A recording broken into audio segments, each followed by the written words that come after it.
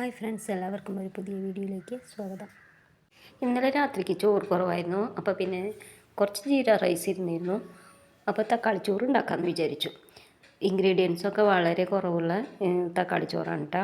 സത്യം പറഞ്ഞാൽ മല്ലിച്ചപ്പ് അങ്ങനെയുള്ള സാധനങ്ങളൊന്നുമില്ല. അപ്പോൾ സിമ്പിളായൊരു തക്കാളി ചോറാണ് കേട്ടോ ഞങ്ങൾ ഇന്നലെ രാത്രി ഉണ്ടാക്കിയിട്ടുണ്ടായിരുന്നു. മിന്നുണ് കേട്ടോ തക്കാളി ചോറ് ഉണ്ടാക്കുന്നത്. ഒരു സബോളയും 2 തക്കാളിയാണ് കേട്ടോ എടുത്തിട്ടുണ്ടായിരുന്നത്. സബോള നന്നായി വഴണ്ടി വന്നതിന് ശേഷം അതിലേക്ക് ഇഞ്ചി, വെളുത്തുള്ളി, പച്ചമുളക് ചതച്ചതും കൂടി ചേർത്ത് നന്നായി ഇളക്കിയതിന് ശേഷം അതിലേക്ക് ഒരു തക്കാളിയും കൂടി ചേർത്ത് കൊടുത്തിട്ടുണ്ട് കേട്ടോ. അതൊന്നുകൂടി വഴണ്ടി വന്നതിന് ശേഷം അതിലേക്ക് ഒരു തക്കാളിയുടെ പ്യൂരി ഞങ്ങൾ അടിച്ചു മാറ്റി വെച്ചിട്ടുണ്ടായിരുന്നു. ഇതും കൂടി ചേർത്ത് കൊടുത്തതിന് ശേഷം പച്ചമണം മാറുന്നവരെ നന്നായി ഇളക്കിക്കൊണ്ടിരിക്കുക കേട്ടോ. പച്ചമണം മാറിയതിന് ശേഷം അതിലേക്ക് 1 ടീസ്പൂൺ കുരുമുളക് പൊടിയും കൂടി ഇട്ട് കൊടുത്തിട്ടുണ്ട് കേട്ടോ. മസാലയ്ക്ക് വേണ്ട ഉപ്പും കൂടി ചേർത്ത് കൊടുത്തിട്ടുണ്ട് കേട്ടോ.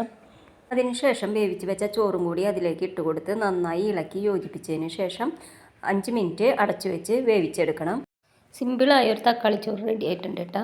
വീഡിയോ ഇഷ്ടമായെങ്കിൽ ലൈക്കും ഷെയറും സബ്സ്ക്രൈബും കമൻറ്റും ചെയ്യണേ.